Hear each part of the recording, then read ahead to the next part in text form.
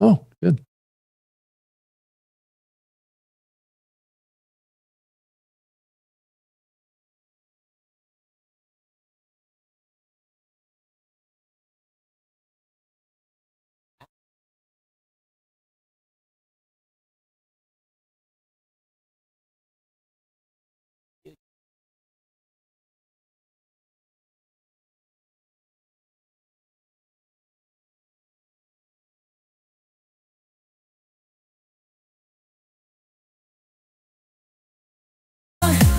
A new adventure awaits.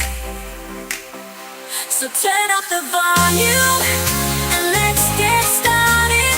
One pot on fire. Todd and Robbie got the desire. It's the show that'll make you inspired.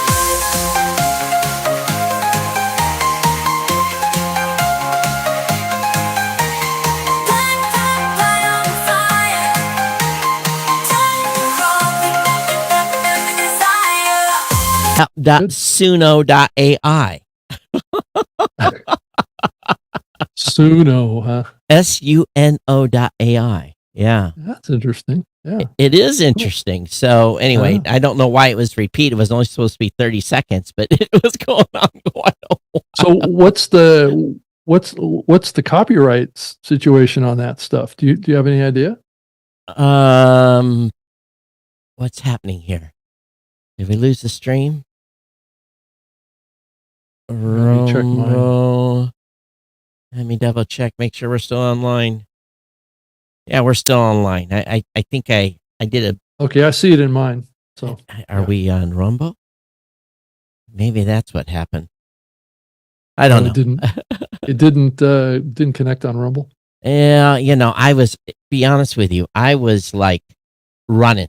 We were 5 minutes before the show started. Lucky I had the studio already turned on.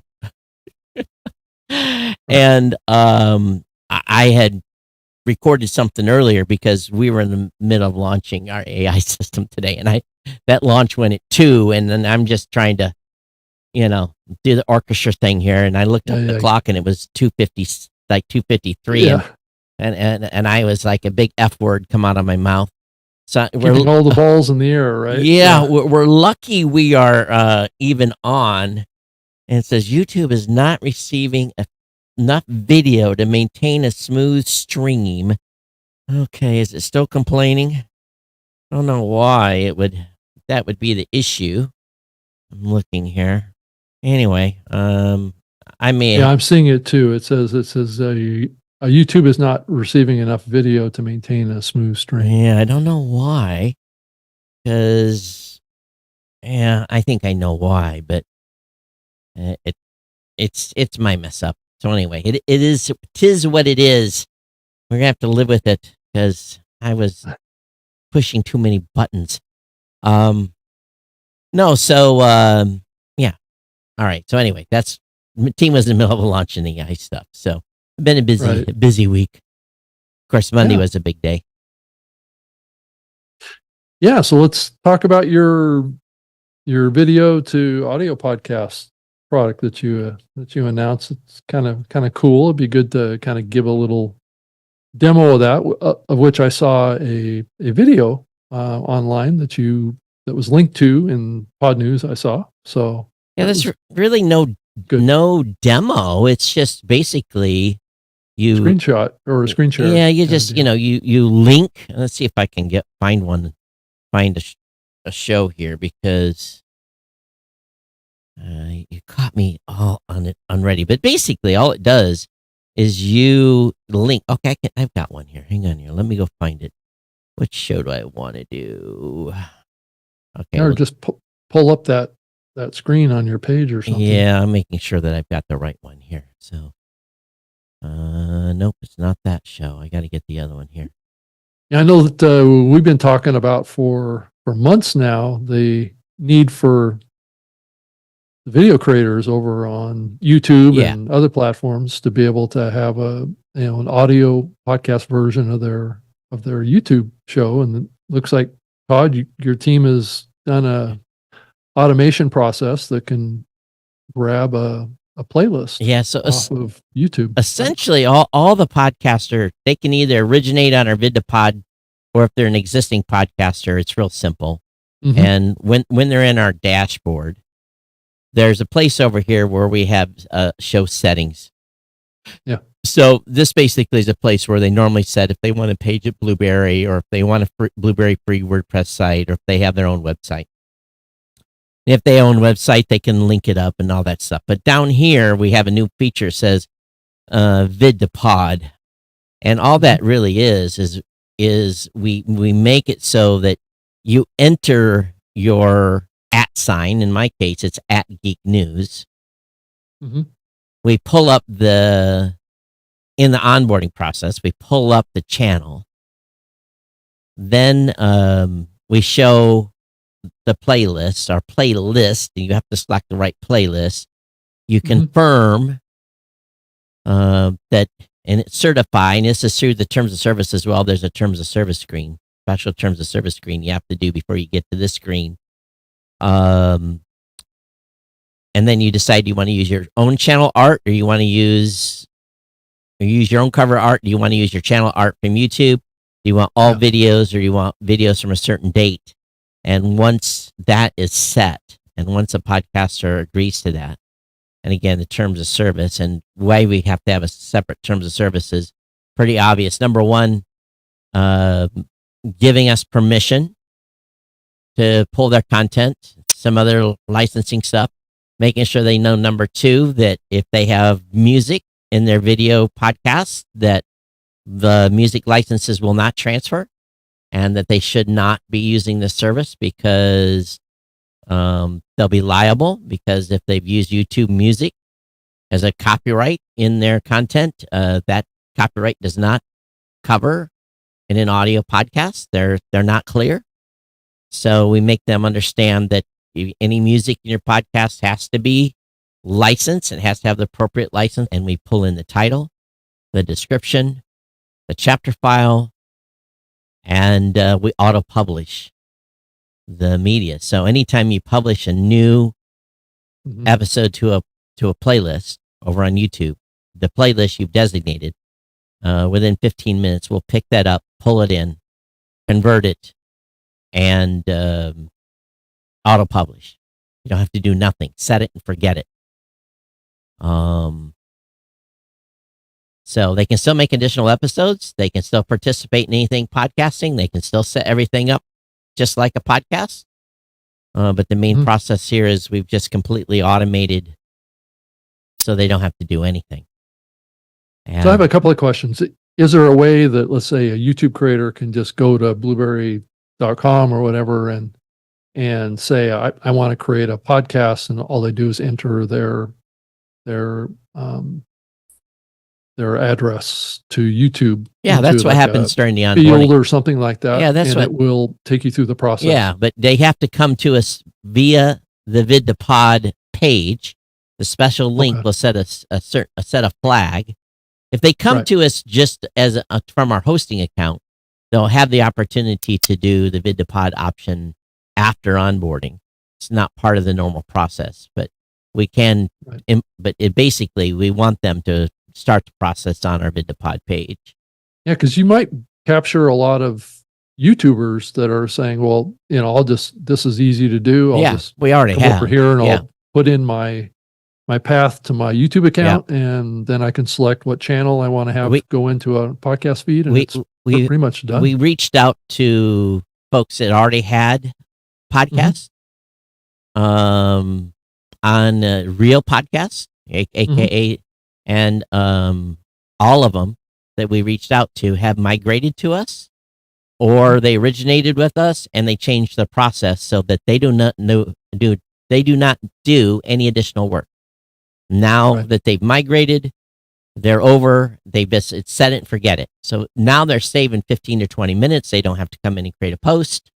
Everything is done It automatically. just transfers all that data out of YouTube Yep. and just uses it Right. in the RSS feed. Yeah. Okay. And Yeah, we that's awesome. and we convert it to high quality audio. Again, What's the default kind of playback bit rate? Is it we're doing mono, stereo? 128K.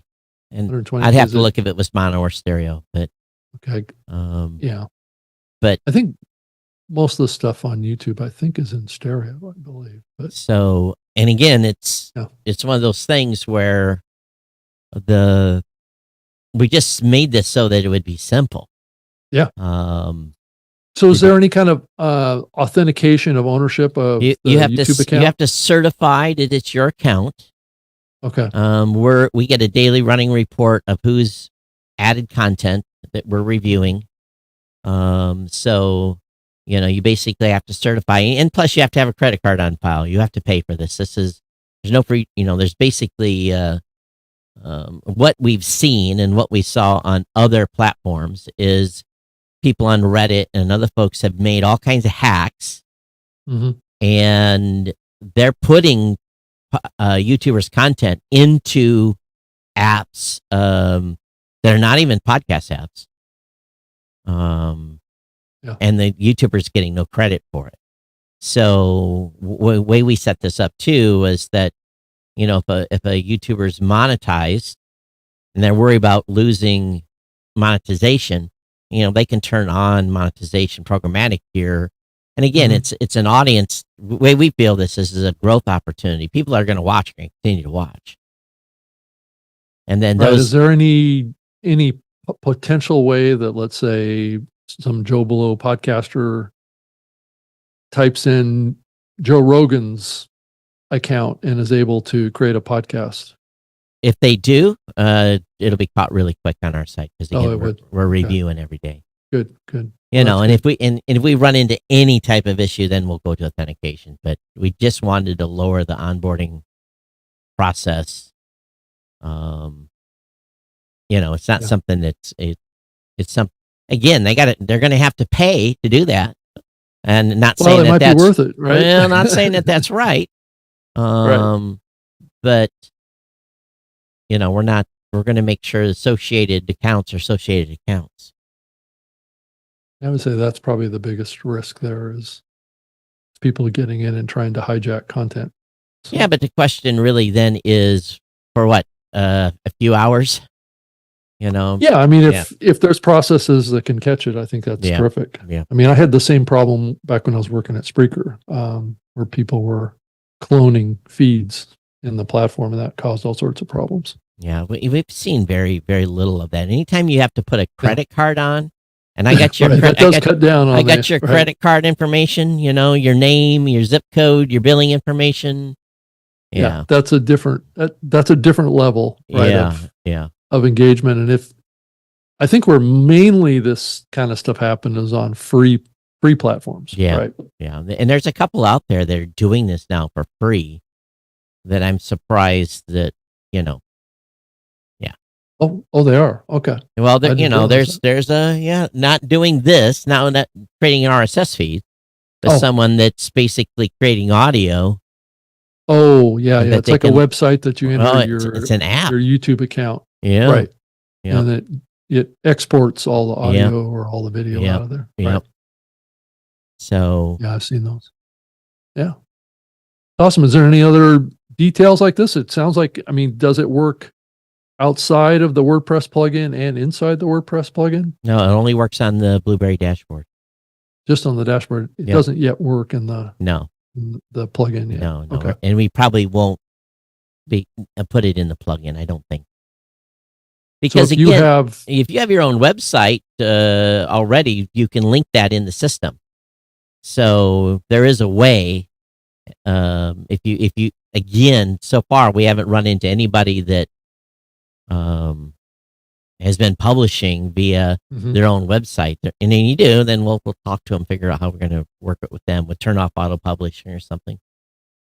Because then they would still have to manually publish on their own website.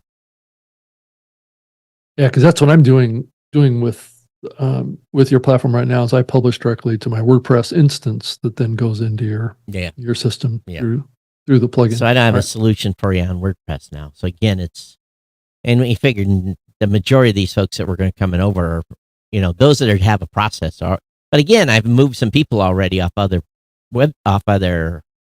podcast hosting platforms that just want the ease, and they only had Yeah. over there was a landing page anyway. So Yeah, I think it's those that are creating videos that are, serialized over there that have been put into a podcast playlist. So this is any of the playlists, not just the ones that are designated podcast playlists. Oh, it's anybody. Yeah, any playlist. Tom says there's so many reaction videos to licensed music, and it seems impossible to police. Disclaimer or not. Yeah, it's going to be impossible. It's on them. We warned them. Right.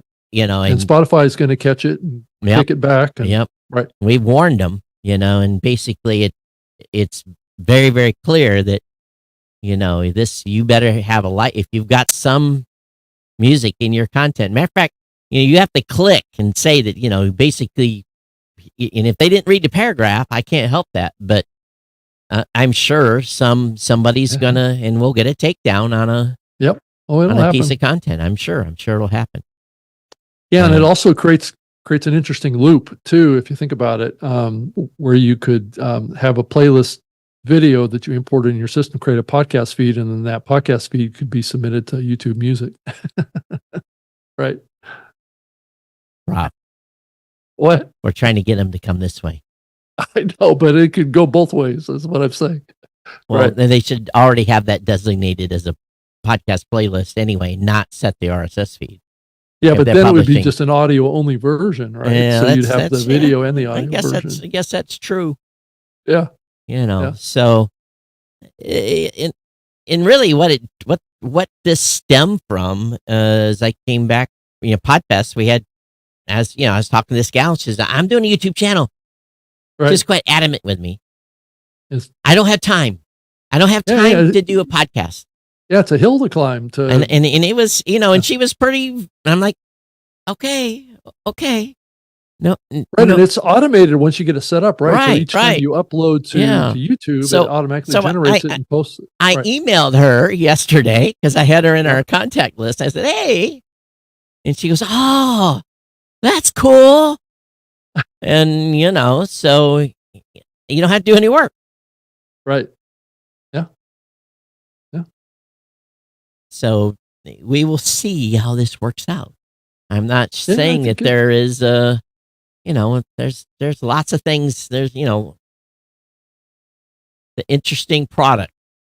It is. It is. And it changes the conversation around working with, coming out of YouTube and getting involved in podcasting, which I think is, and again, making that easier. And, one of the things that, we really tried to emphasize on the product page is the benefit, the bonus podcast centric opportunities. Number one, they can get a free WordPress site with us if they want. They get an audio player. They can share they can create premium content. They can go into Apple Podcasts that can go into their own Blueberry Premium. So if they want to do premium audio, they can.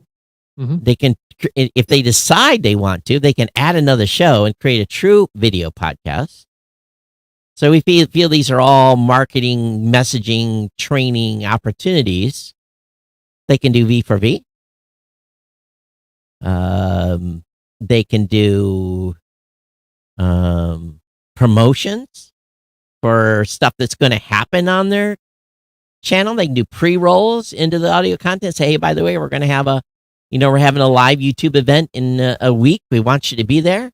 They could pre-roll this into all their audio content. Yeah. And the best part is they never have to worry about a platform taking down their content. So, that's some of the bonus stuff, monetizing immediately, distribution, analytics. So, the goal here is to, that's going to be part of our messaging, is to educate. There's a whole nother world over here. You got this great world you're participating in right now. And again, this is really designed for video first, folks. So your video first, then we'll go from there. Yeah, I think there's definitely a need for that. So I think this is a terrific solution. It'd be interesting if we were able to do more of these kind of integrations, right, that can help content creators share content. Well, we're not done. with this. We're going to add some more. I don't think you're ever done, Todd. Well, we're going to add some more platforms to VidDepod. Oh. Yeah, why Okay. not? That has some interesting things to think about. Sure. Yep. So you also announced some AI tools, right? Well, it's been released, so I think the announcement is going out this afternoon. So, but Blueberry customers now have accessibility to what we're calling Blueberry Pi, PAI, our Blueberry Podcast AI, nicknamed Blueberry Pi. That's the name of the, a little cheeky there. So does Pi is Pi an acronym, or is it just come on, a Rob, fun Blueberry Pi? It's I just know, fun. I know. Yeah, well, so it's PAI, so Podcast AI. Yeah. Yeah. Okay, PAI. Yeah, okay. PAI is how we're spelling, not PIE. So yeah, the blog and the product page and all that's probably coming to life as we're talking here. But I saw the menu item in the dashboard, so anybody that's in the dashboard can get to it now. Okay. And we've given all of our customers 5 free trials of each product, and the media clip creator is heavy in work. I expect that in probably a month. So let's play out a scenario. So you have a podcaster on your platform that's doing audio now. Yep. But yet maybe they have a YouTube channel that has different content on it. Yep. How are you bundling that to extend that to maybe that account having 2 podcasts? Oh, they could. They could add another. Again, this is just getting started here on that. Yeah. So. Okay. Yeah, because I'm sure there's examples of that where people create an audio podcast, but they create a different kind of content flow for YouTube. They might be able to convert that to an audio podcast as well. And here's the thing. It's everything that a normal podcaster does they can do, creating new episodes, creating premium within that same channel. Right. They're not limited to what we pull in. They can produce premium. They can do whatever they want. They can go to Apple Podcasts, Apple Premium. They can do everything. And if they want to create a new show, we have the ability to create a new show. If they want to become a video podcaster, they can become a video podcaster. So really, the sky's the limit. The only thing that we're doing is auto-publishing their. You might want to think about doing a deal with X, maybe, Todd. I had to mention that. Well, again, we're not done with VidDepod. Right. No, I'm sure that you're not. It is what it is. Yeah, so those of you that are on our platform, our episode plan, I won't go into everything. There's going to be videos out about this episode planning. We've got the episode production tools, and I'm just showing you the top of the menu system. Let me show you an output. So what's the scope of the AI capability? What's the top level? Let's here's the one I did for Geek News Central. I got transcript. Okay. Title. I chose my own title. I didn't like the titles that came up with on this one, but we suggest 10 titles. I get a show summary. I get bullet points of the content that's been covered. Oh, I didn't do episode generation on that one. Let me back up. Let me find one. I've got episode generation. Episode art. Okay.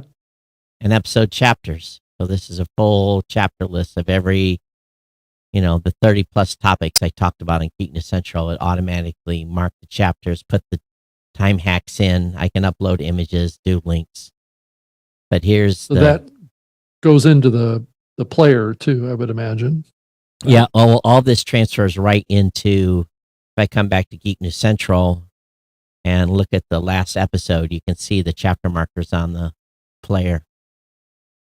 That were also goes into the RSS feed too? Yeah, Yeah. Okay. And then basically, so it's also there too. So we brought it into the player, and it's also in the RSS feed. But if I go back and go to the top of the food chain here, and I go over to the social promotion and the production, we've got the ability to do clips. These are clips for Instagram, X, LinkedIn, Facebook, and I've got the ability to do an email promo as well. We added a little feature in the last minute, because what this does is starts off with with episode planning, and there's a show profile. So my name, first name, last name, email, bio, podcast goal, podcast description, website, social media links, destinations, and then desired audience. So this is the folks you hope listen to your podcast. You actually set up a profile, and that goes into the episode planning section. But in the end, when we get all done and we're doing clip highlights. I don't think it'll show up on this one because we just added it. That email capability there that you're generating there, is that moving towards maybe kind of a newsletter type of capability? This is designed, you cut and paste this and put this right into your email software. Whatever email platform and you can using. edit it, of course. But it does a great job, and we just, literally in the last half hour, we added, and I haven't created a new email, but we now embed within the actual email your social platforms, your email, your subscribe links to the various. So we basically have that embedded in the AI, melds that in. So I don't want to get too deep into this. You guys can, those of you that are not Blueberry customers, come on over. We'll migrate you today. And here's the beauty. It's just $10 a month. It's part of our Thrive plan. So we've got it. $10 a month in addition to the hosting plan, but it includes, but it's part of our Thrive bundle. Our Thrive bundle's already got like 6 or 7 additional tools. So we've added a whole bunch of value to our Thrive bundle. So yeah, $10 is the cost per month. So that's cheaper than anybody's AI out there that's doing any AI. Bundled in with your basic plans? So you have to have the add-on. You have to have the Thrive add-on. Okay. To get the assistant. But again, it's a hell of a value. That's what I was going to say. I mean, if you were to get the same capabilities, you probably have to have multiple subscriptions with different platforms. With a lot of different platforms. Yeah. Basically, choose the language model. Okay. And if somebody all of a sudden next week comes out with something that's 5 times better, we will test in a test environment and then click the switch. Mm-hmm. I'm not locked into any model. So this has pre-written prompts behind them, right? Is that how it works? Yeah. The beauty about it is probably open areas in the prompt to fill with information from each content. She says, beauty about Todd, I noticed images per chapter. Does it mean you'll be able to produce an MP4? No, we're not talking about doing that for YouTube yet. The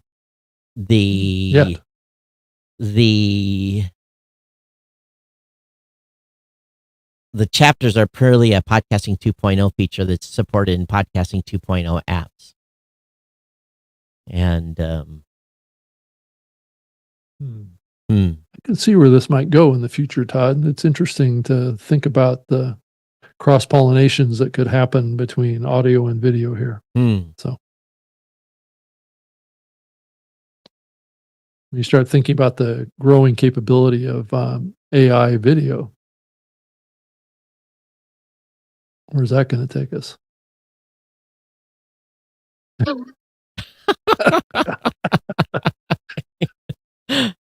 Could be fun. Yeah. There's lots of options here. Yeah. I was impressed by some of the AI video that I've been seeing online lately. So we're not, but again, I'm not doing, it's very, very expensive. So let's say I have 30 chapters.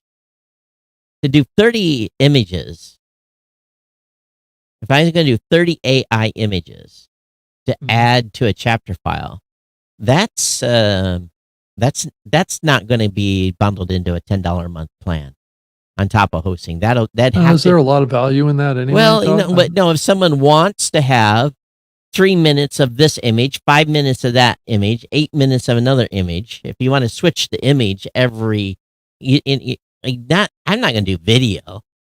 That's crazy. I'm not doing a full motion video off an audio podcast. That's, at this time, it's crazy how much that would cost. That would be crazy. Well, it's coming though. Well, but it's expensive. It's really, really expensive. When you get into generating images, yeah, it's just like that little audio clip I just paid. Those are done on credits, right. So you're not getting that. That is heavy lift. You think about strapping. You get something like that. It's not inexpensive. But Todd, I can totally see it happen. So let's say you yeah. do an audio podcast and you just use the AI to create a 90-minute video of this show of the same content, right? And then just have okay. Well, now knocks, and anybody can do that for under, like, at this time, right, under 100. No, it's still early. Yeah, it's real early. But do I want to watch some swirling BS on a YouTube channel? I don't know. Well, if you think about the potential production capability that could be wrapped around that, it could be pretty impressive. So, Dave Jones says, Vid to Pod is a beautiful product. Massive kudos to the whole team. Are there any feeds in the wild yet? Same thing, Todd, with Rumble too. So another 2,222 sats. Not answering your question, Rob. This was from. Well, it's also, what's interesting is that currently right now I have an account at Rumble and then I have a YouTube account and I can synchronize those together. Yeah.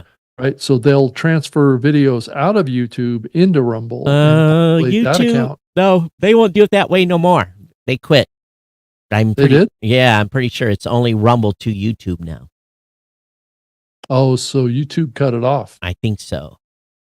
Okay. I kind of did wonder why it didn't look like my Rumble account was full of my YouTube stuff yet. So 2022 stats from Darren Short says, sorry, Rob, I'm with Todd on this one. If you dropped another show's episode in your feed, you'd get an email from me. This is from 2 episodes ago. Oh, this is the feed drop question. Yeah. Right. If you continue to do it, I'd probably drop you. I don't have time to listen to podcasts. I don't have time to listen to a podcast I subscribe to as it is. Now, a quick host suggestion, if preferred. Also, I like the clips Fountain does. I found a couple new podcasts that way. Go podcasting. Let's see here. Sam Sethi sent. It was actually interviewed by Sam yesterday, so I'm going to be on Pod News on Friday. So anyway, that's what's going on with SAT. So anyway, live and lit, everybody, on a new podcasting app at podcastapps.com. And we appreciate all of you that stream by the minute, stream as Satoshis. That is greatly appreciated. And it's an incentive for us to just keep talking for hours and hours. Yeah, well, let me check our Skype here, see if our guest came. Yeah, that would be great. I think we're over.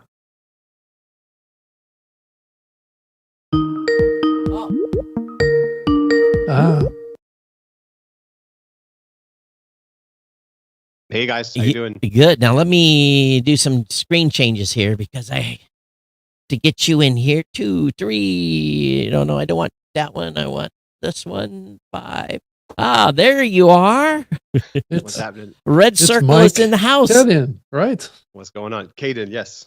Caden, yeah. Welcome to the show, Mike. Yeah, thanks for having me. I've been listening to you guys for a very long time. I listen to you on like 1.5x though. It's a very different experience to listen to you live and get you at the natural pace.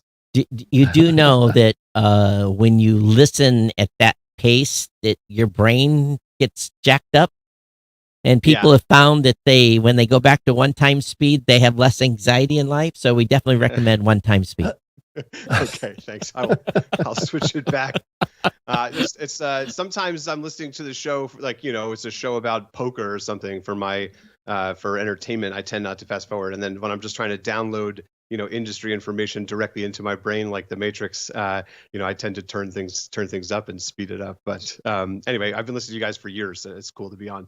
Yeah, thanks. So you guys made an announcement today too.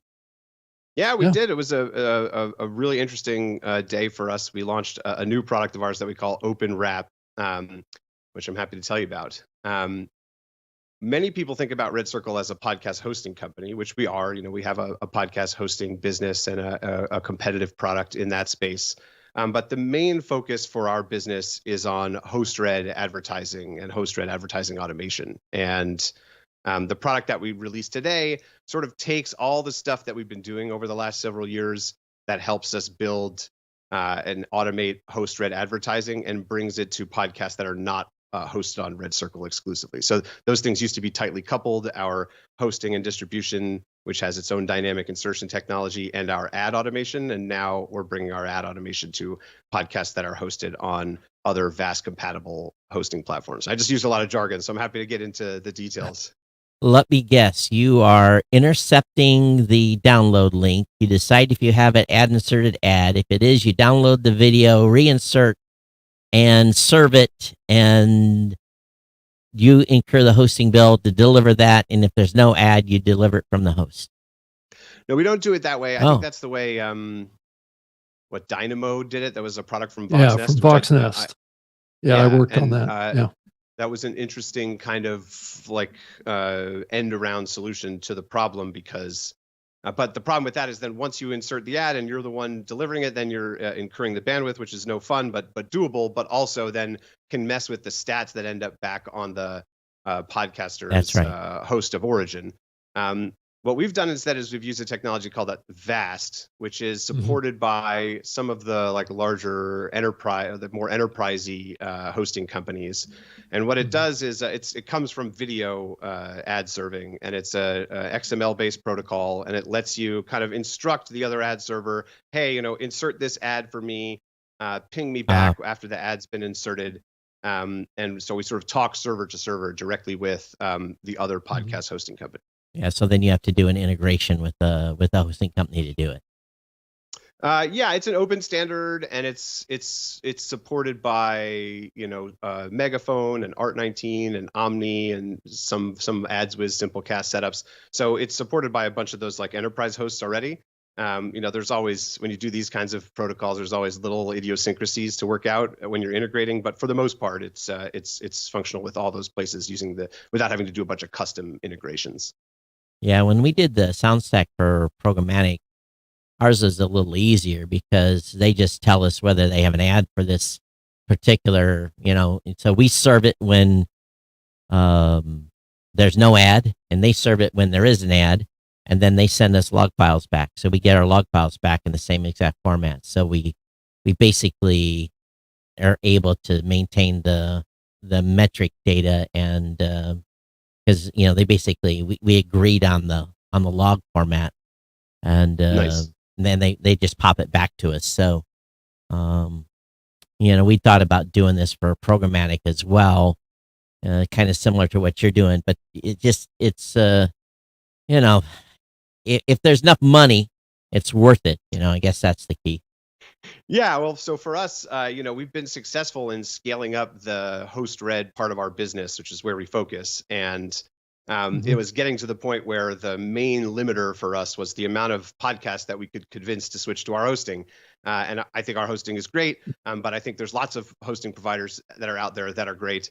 And so competing over there while also trying to make my main business about advertising was complicated and making it harder for us to scale what we actually cared about, which was delivering host-read ads. And so while we still have a great hosting product and we're not throwing that away or not going to continue iterating on it or anything like that, this enables us to move fast on our ad product and do it on podcasts sort of wherever they live. Now, without revealing my entire business relationship with Soundstack, so I'll just say that their commission came out of my cut. So I took a less of a cut So basically, they earn their commission. I earn my commission. I just earn less commission because. So Right. how are you incentivizing me to work with you? Yeah. Well, the ad side of what we do is our own sales team and our own direct relationships with brands and agencies. And so there's nobody else that's like bringing the demand in from the other side. It's us doing it, and then we have a 30% rev share that we take from. So it's in some ways it sort of functions similar to how an ad rep would work. The only difference is you're not dealing with a million emails and spreadsheets to pull that off. You're just interacting with our application. But if I'm giving you access to my host, is there incentive for the host to give you access to those customers? You mean the podcast hosting? Yeah. There's different pricing models that those folks have. They do charge like a small like CPM based fee for the actual ad insertion over this technology, but that's the extent of the fees that are being taken by these hosts. Yeah, that's interesting because I wouldn't give up my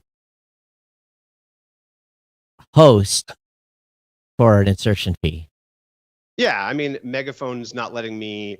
They have their own thing called Span, which is like their programmatic thing that runs above anything else that is inserted into the inventory. So you're getting whatever. Yeah, I understand. Their fill rate is not super, overwhelmingly high. So there's plenty of inventory usually left available, but they're making sure that they get to get the first dibs. And there are other folks that I think recognize that the publisher has an interest in being able to source their own advertising and, plug it in and punch it into the dynamic insertion UI that exists in Megaphone. And this isn't really that different. It's just happening a little bit more automated so that the publisher doesn't have to, copy and paste a bunch of measurement pixels or make sure they get the dates correct when they flight the campaign, right? All that is happening automatically on our back end instead. Yeah. Yeah. So that's kind of what I wanted to ask you about too, Mike, is that you say in your announcement that you're automating all the manual steps. Is it just because you're doing it through your own ad sales force, or is there some other aspects of automating the manual steps here? Are you guys doing that between your ad sales folks and the brands? Is there something new going on there, or is it just the automation of working with you guys and not having to deal with it? Yeah. So, I mean, that's the core of what our product is, we started 5 years ago. We released free hosting just to bring some podcasts on. And then we started selling ads by hand. And I've heard Todd talk about this, and you can hear, you can't monetize the network and all these things. Like it's so painful to run these campaigns by hand. Right. And you have everything from, podcaster says the wrong promo code to, we forgot to invoice or, the agency didn't pay us on time, or the pixel was formatted for the incorrect. Yeah. So every one of those things I just mentioned, we have built systematically features for to streamline and make those part of our application instead of a bunch of emails and spreadsheets. So, as a podcaster, you get an invite to an ad deal where we say, hey, here's the dates and the terms and what's going on. Like, do you want to do it or not? They say yes. And then from then on, the platform is managing everybody's deadlines. It's emailing the advertiser saying, hey, I need a script. The advertiser puts the script in. It's then emailing the podcaster, hey, I need a read. You need to update in 3 days, 2 days, 1 day. And we're sort of herding all these cats. And then again, the pixels and the reporting and all of that stuff, these are features built into the platform. There are things for, podcaster read the wrong promo code, or ad was not approved, or, putting the right CTA in the RSS feed. All these things have features that we built to try and make this as streamlined as possible. And that's why we're doing, I don't know the number offhand, usually like 500 to 600 concurrent host read ads on the platform. We just have like one ad ops person that's kind of being the glue whenever something isn't handled by the platform itself. But it takes a lot of focus and energy to just work on that for many years to get to that point. Mike, you should have bought my CAMS product. Yeah. Because I've had this built for 10 years. Yeah. Yeah. Not as deep, but we built the same thing, because it was like herding cats. Yeah. And I was running it. Yeah. So the Pied Piper. Yeah. It was me, and it wasn't as fancy as it did automatically send reports to the media buyers. It did send emails to the podcasters, but we did true host reads. Nothing was inserted. Everything was baked. Hmm. Because even today, this is what I don't understand. 95%,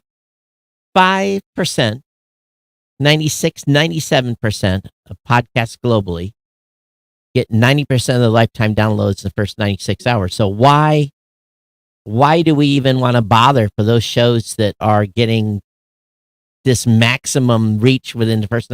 Why even rebuild that? Why not just leave it in there? Sure, there's shows that have long tail. Ones that they have evergreen. But the majority of right. shows in podcasting looks like a hockey stick stood up on end. It's Yep.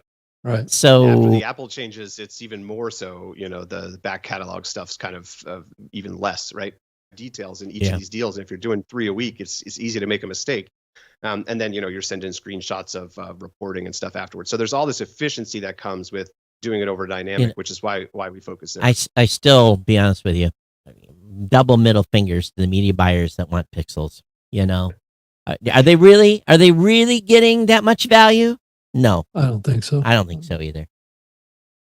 I think I mean, they're I appreciate it's a holdover from another era, right? Yeah. But I think one thing it is really good for, and we find it really interesting when we get our hands on the data, is to see the comparative performance of different podcasts. So forget about like a real ROAS number that comes out of this thing, but just to see like, hey, these 2 true crime podcasts with 20,000 weekly listeners, that are reading the same set of talking points, one can perform 5 times better than the other. And what the reason is for that is anybody's guess, right? Is the quality of the ad read, is the relationship that host has with its audience. And so like, me being able to see that as the guy working with the podcaster and the advertiser is like very helpful.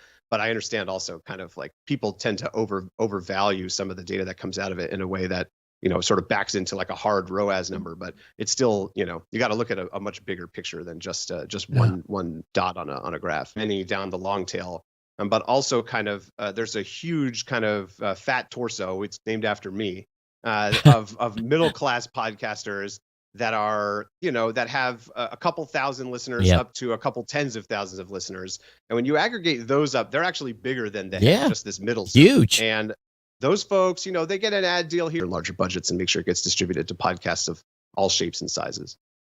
Well, I would love to see you guys think about a way to figure out a point system that incentivizes me.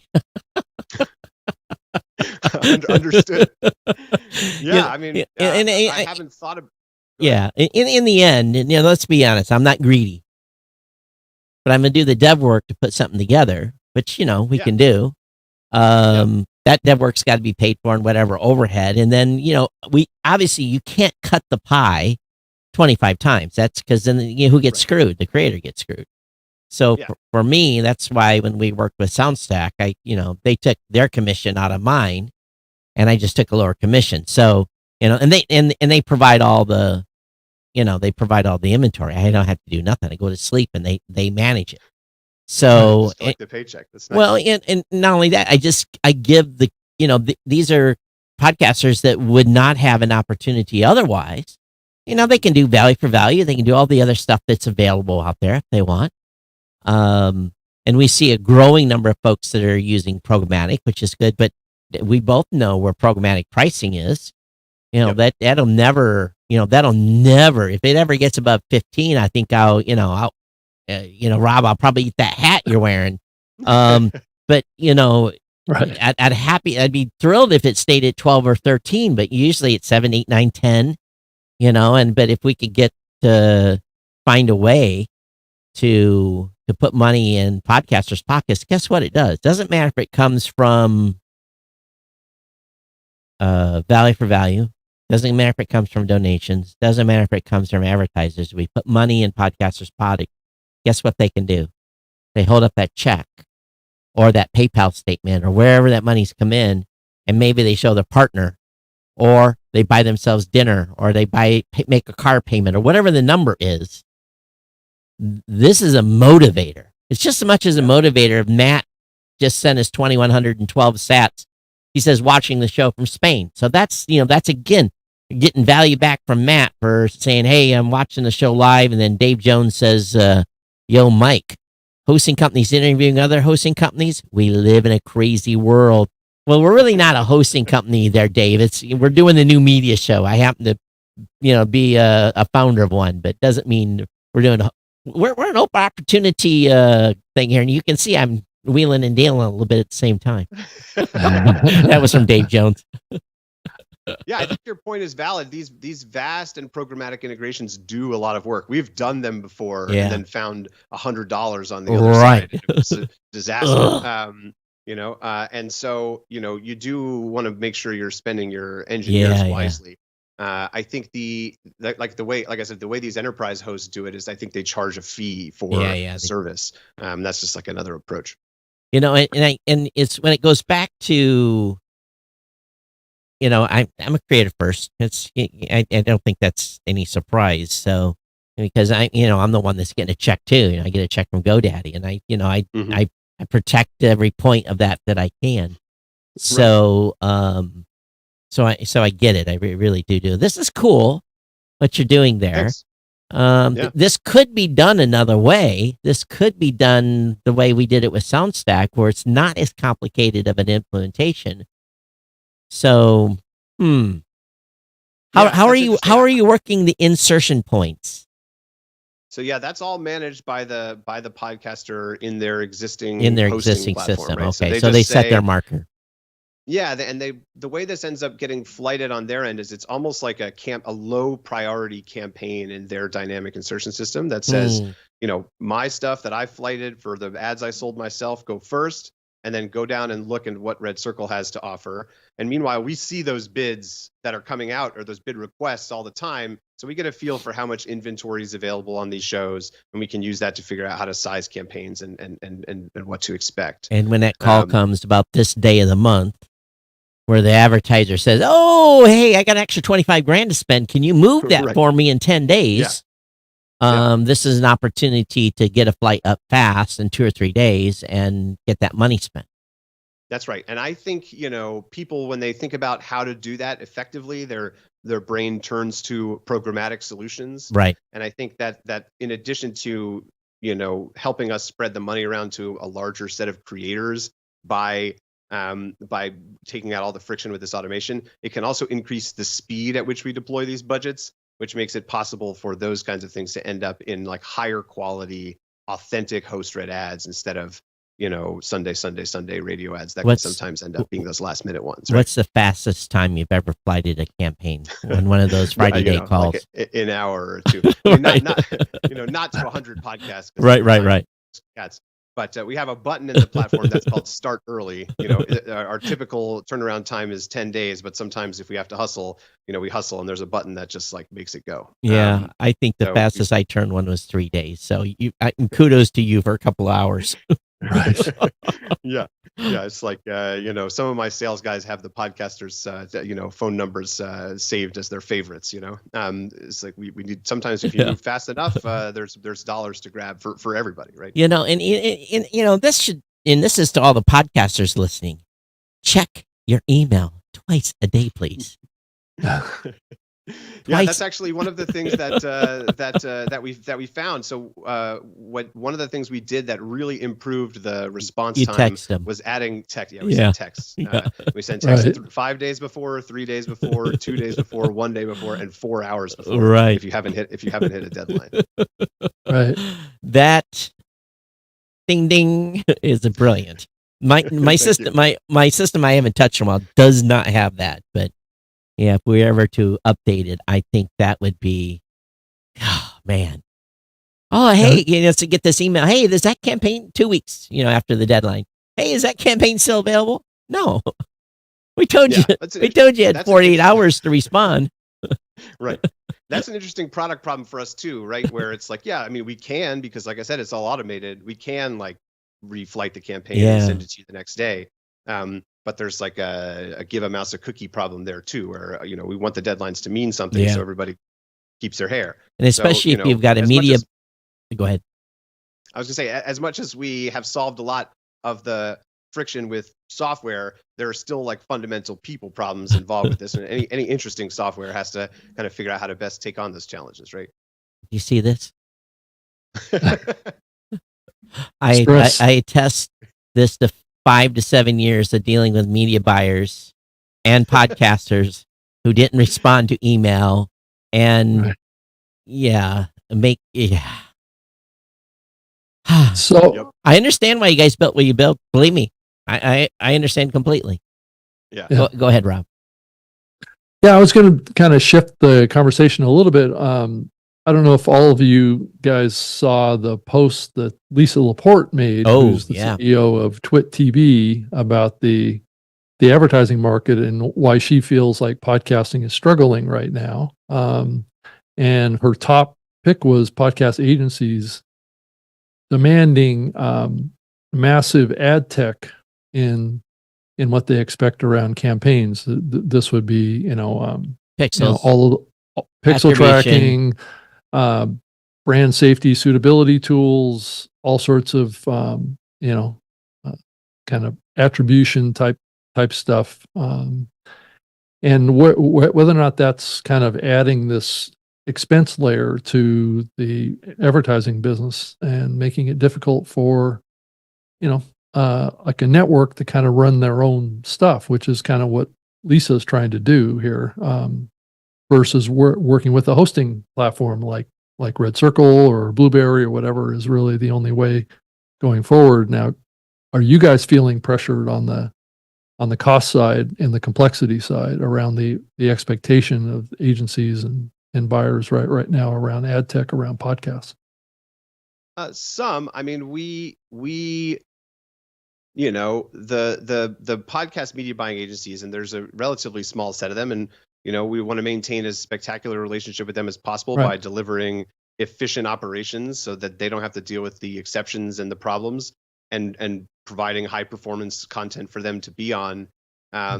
And in the end of the day, they control a lot of the ad spend, especially in HostRed. And so, Right. if they are trying to add services or add complexity to be able to service their client as best as they can, you kind of got to play ball. You don't want to be on their bad side, because there's a million podcasts and networks out there, and you want to be servicing them as best you can. I tend to trust that they have the best view of what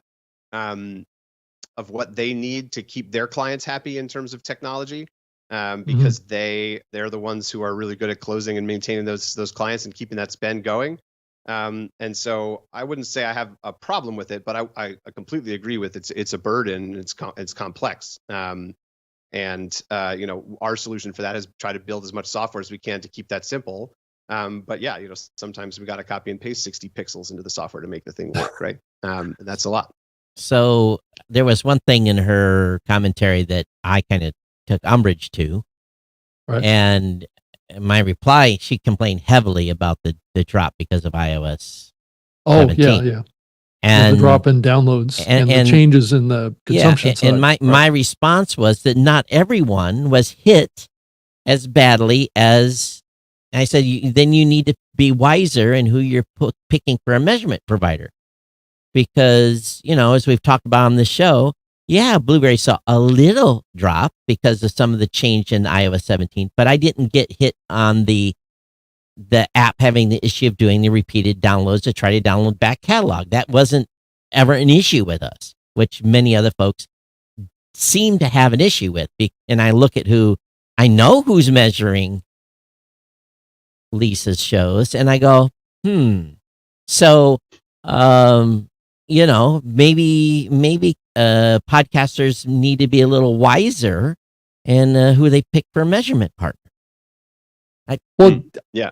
I think you're shifting quite a burden onto the podcaster there, Todd, by saying that, because A podcaster. I don't know that a lot of people know the differences. A podcast- Supposedly, if they're IAB, they're all doing the same thing. A podcaster in the doing advertising needs to ask very tough questions of the people that are measuring their shows. Right. And if they don't, sorry, that's your business.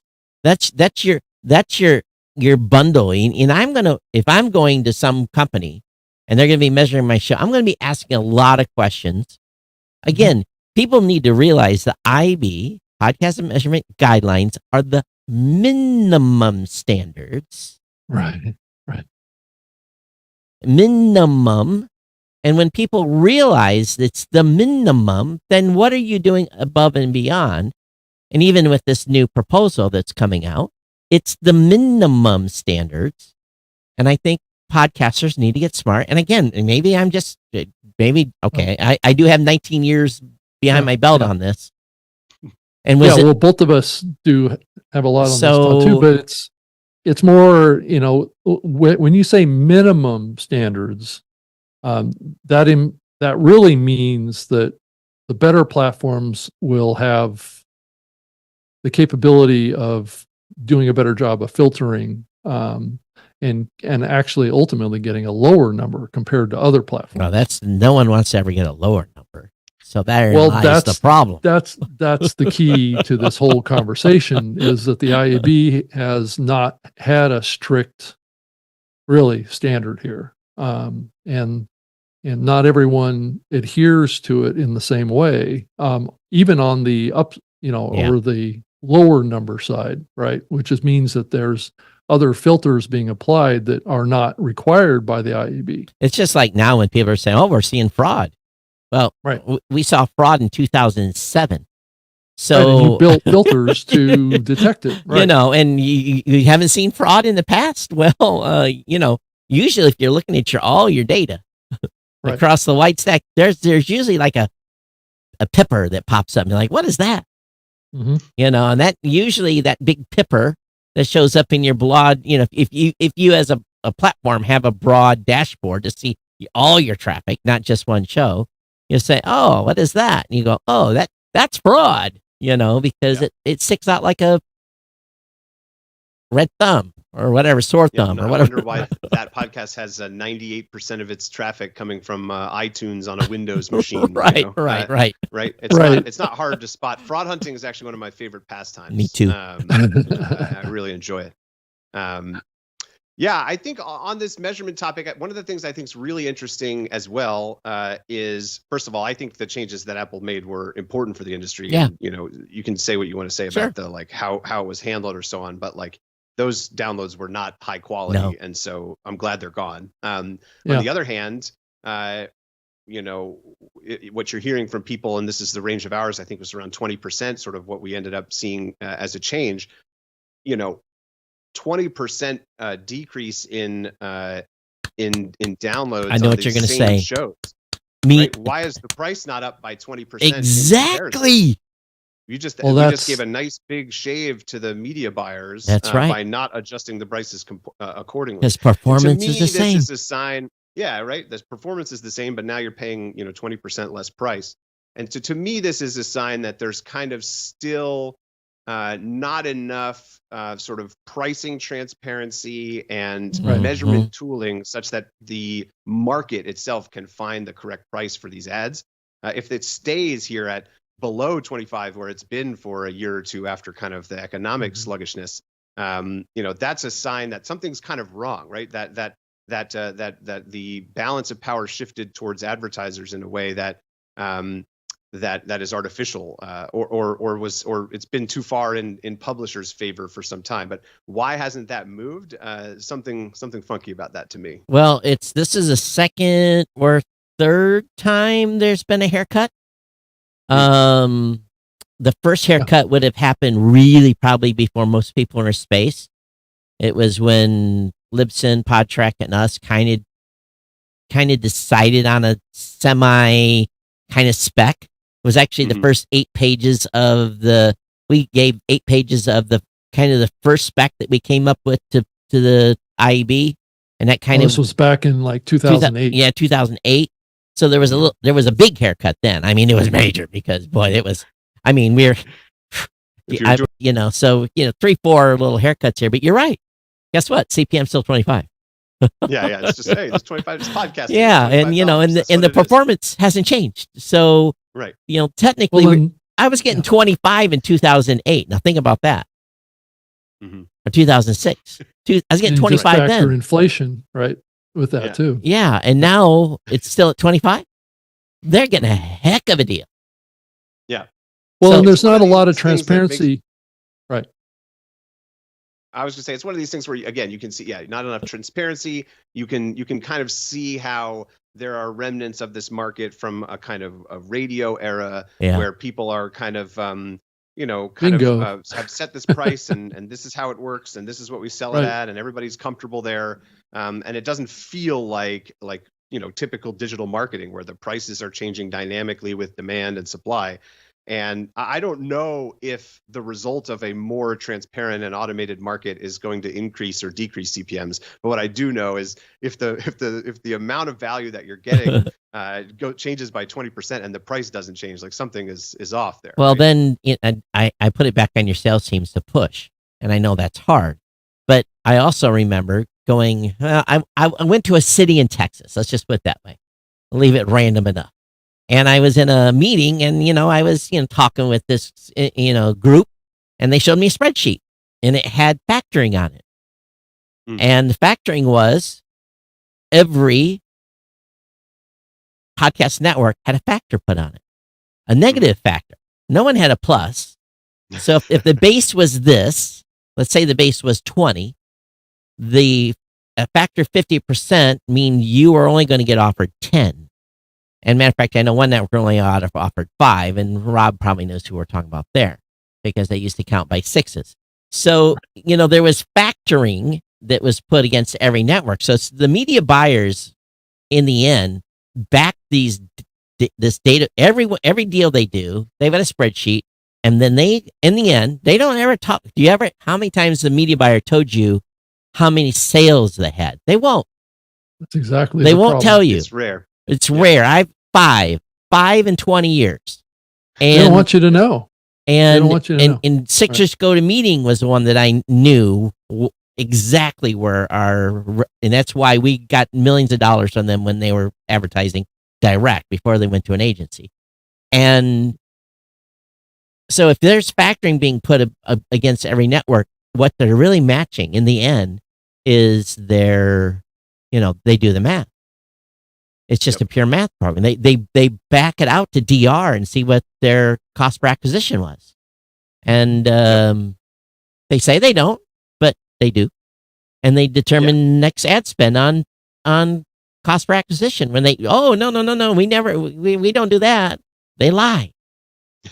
Well, I think they're pretty transparent, to me at least, that about they're going to make smart buying decisions on behalf of their client. I think the interesting part of that thing that you just said is that it could go both ways, right? So if my network has been network X has been downgraded and is worth 50% of the other ones, then I should understand that, and I should be willing to take a $12 CPM if I'm not filling it for something higher. But podcasters also won't accept that either. Right, So it's sort of going both ways, right? It's everybody thinks it's 25. Everybody thinks they're worth more. Everybody thinks it should be, so there's just no transparency. And I'd like to see that start to evolve. It requires a sort of combination of the performance information with the transaction Mike, itself. Which no doesn't one's exist. going to share the direct Right. CPM they ever get. They're not Yeah. going to share their download numbers either. Right. And there's not going to be any transparency on ROI coming back from the advertiser No, either, because that no. puts their buying situation in a compromised Yeah, because situation. they don't want to show you how well they did. The example I gave of the biggest mistake GoDaddy made with me when I was renegotiating the very first time in 2005, when I asked her how well did we do, and I was only getting, I'll just say it, I got $300 that first month. Mhm. And because I didn't know what to charge, had no clue. Yeah. Yeah. And well, they could lie to you too. she told me 387 new customers, and I went, huh. And That's I worth said, a lot more than $300. yeah, and I said I need to get back to you, and I went back and I did the math, and there was nothing to go by. Called her back the next day, and I gave her a number, and just like a good used car salesman, when you've screwed up, she said yes immediately. And in my mind, I'm like, I just went too low. Right. And I recovered quick enough. And it's a thing that saved me was I said, and I said, I want a performance bonus. And she There you go. laughed. And she said, you underbid it, didn't you? And I said, yes, I did. Right. And literally that split moment decision was the difference between some months getting 4 figures and some months getting 5 figures Mm, mm. in a Nice. in a return. So, but if I had not been quick, if I'd have been hung over and not quick enough on the uptake, I'd have been stuck at a 4-figure number. So, knock on wood, but again, we had nothing to go by, and she told me the performance numbers, and it made me go, but now if that conversation happened today, I'd have come back and said 30,000 a month. Right. That's the number. That's what you're going to have to pay for this inventory. Mm. And So- also, companies will never tell you how much it costs them to acquire a customer, especially on DR. They'll never tell you the cost of the acquisition on TV, radio, or if they're even doing print or digital. They won't tell you that. I guarantee you podcasts are performing better. Definitely So- cheaper. Yeah, it's not really in their interest to do it. No, right? it's not. They, and so again, I understand kind of that perspective. Yeah. But in a digital transaction where there is enough volume, also Mhm. there's price discovery from competitors, right? Yeah. So, it should be possible to find a slightly more dynamic market where the price gets set by what the value is instead of who has the fanciest rate card. My sign was whenever I knew the campaign wasn't doing well is when you start getting asked for make goods. And when a media buyer called me and asked for make goods, basically, guess what I did? I gave them whatever they wanted because I wanted Right. that check. I wanted that renewal. I had to go podcasters. Hey, we're underperforming. I need 2 more spots or 1 more spot from every show this month. If you want to stay in the campaign you got to give them one. And then we would over deliver to make sure that we made them happy. So they would come back and give us another ad insertion order. So it goes both ways. If you're chasing the dollars, sometimes you got right. Yeah, no doubt. Yeah. But sometimes that's worth it, right? I Yeah, sometimes. that's you save the relationship with that buyer and they come back, they appreciate it and they come back to you. Sometimes you never hear from them again and it was all transactional. Yeah. So you have to kind of get a feel for whether it's worth doing those extra bonuses and added value and all that stuff. But one thing I do hate with where the industry is now is let me just do a trial buy. Let me buy 1 episode. That's been going on forever, Todd. Stupidest thing. It's the worst. It's the worst like thing you could do. 2 weeks or 1 week. Oh, they want 1 buy or episode. something. 1 episode a month. Right. Or just 1 episode. Let's see how it does on 1 episode. I'm like, good Lord. A person just has to fart and miss your ad. You miss your ad. Come on. Right. It's just yeah. Yeah. But they're 25 Very- years old and they know the best. Well, I've had some buyers it comes tell out us of that they go ahead, Rob. it comes out of the era of click link marketing campaigns, and a lot of these folks think that this is like a sponsored link on a Google search results page. Is that they should evaluate the campaign based on instant results. And I haven't done a lot of deals lately, Mike. So I'm kind of out of the loop. You guys know what's going on. So you got a better handle for what these I buyers think are asking everything for. you've just said sounds familiar to me. But the thing I was going to say is we have had sophisticated buyers who've sort of said, look, we've done this for a long time, and I'm sure there's one-off situations where somebody farts or whatever you just said, where and missed an episode. But generally, like when we look across the breadth of the data we have, we can buy one time and get a feel for performance enough where we want to, where we that's enough for us to make a long-term buy decision or not. That's amazing. Most of the time when that happens, we sort of say, okay, then we'll go look for other partners because the effort for everybody involved. Yeah, for one, it's hard. The podcaster takes all the risks, right? And again, my philosophy, and if you're a media buyer out there listening, just try my formula once. You got to be on for 15 days in every episode for 15 days. And if that's a weekly show, you got to be in there twice. And then you look at where your performance is at 15 days. Just take those first 15 days and that's just good. if anything comes through. And then after 15 days, then make your decision. That's Yep. I guess I'm just old school. But So Of course- also, Go ahead. Triton Digital, that document that Lisa shared, or that post that Lisa shared, also included a screenshot to Triton oh, Digital's comparison of average weekly downloads from Oh, yeah, yeah, 2024 to 2023, and it showed a 41% decline across a lot of the major networks, or at least the ones that are being tracked by Triton, which isn't a complete picture, but what did PodTrack? 41%. How much did PodTrack drop? Do we know from year to year? I don't know. I haven't seen that. Mike, how number. do you guys do your measuring? You just go off the pixel fire? So we have for our podcasts that are hosted with us, we have our own stat system, which is based on the IAB, and then we have, but it's not certified. And then for where we're getting pingbacks from, there's the IAB like ad delivery thing, and that's what these enterprise hosts use. We get a pingback on a URL very similar to a pixel to say that ad was delivered. But maybe not listened to. Yeah, I mean, it's the same. It's the same. Same thing. Yeah. It's not. It just means that the bytes were downloaded, nothing else. That Triton tracker thing that you just mentioned. If you look on there, like some of the, 42% is not the median between those networks. There were some that were down by like massive percent. Oh yeah. And those were ones, I think, if you think about who they are, from what I saw, that have like sort of a lot of daily shows, sometimes with like sometimes with shows that have like multiple clips of a radio show that are produced as multiple episodes released in a day.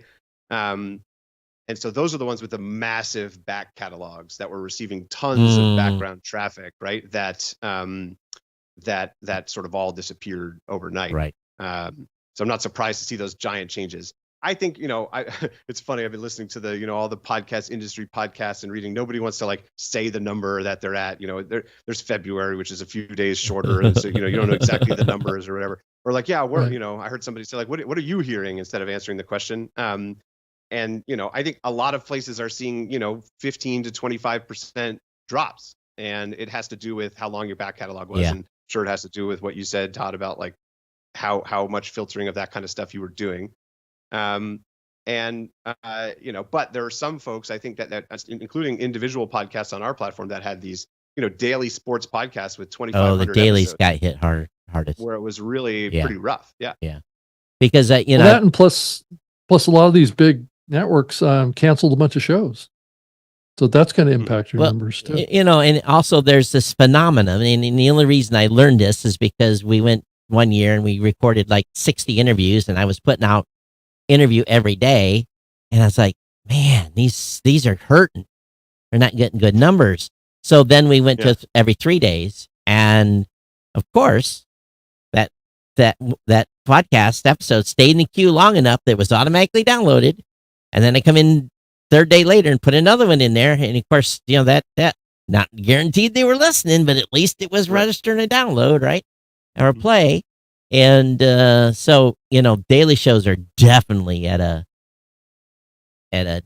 disadvantage per se. So, I mean, we're at the bottom of the hour, Rob. We've already made it through here. We did. Wow, you're gonna be out in in LA? I'm not, unfortunately. I have a 7-month-old at home, and we just had a company retreat 2 weeks ago, so I've maxed out on my ability to travel. But my co-founder and the rest of the business, a lot of our team's in LA, so we have a bunch of people there.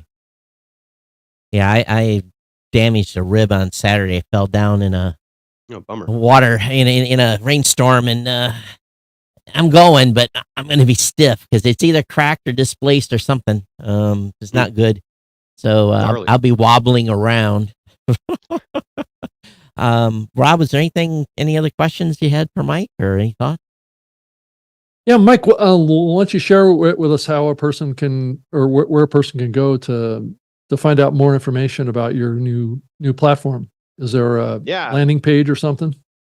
Yeah, I mean, the easiest thing to do is just go to redcircle.com, and then there's a button at the top for either ad platform, or in the features section, there's a thing for OpenWrap, depending on whether you're an advertiser or a podcaster.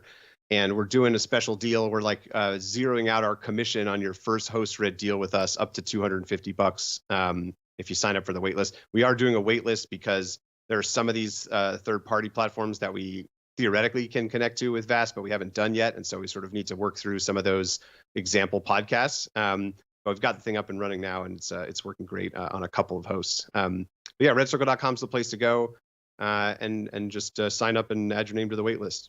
And think about that other opportunity there, Mike. Yeah, I'll shoot you an email about that. That's interesting. Interesting way to, because guess what? I'd rather you lose your hair than me lose mine. I have nothing left. So There's obviously more to lose there. yeah.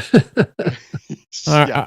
Well, COVID already took a bunch from me, but so it's only a matter of time. Rob, Right. I will be in LA next week. So you're doing your own little thing. Are you going to try to do a independent new media show, or what are you thinking? Well, we could do one if you want to do one earlier in the day.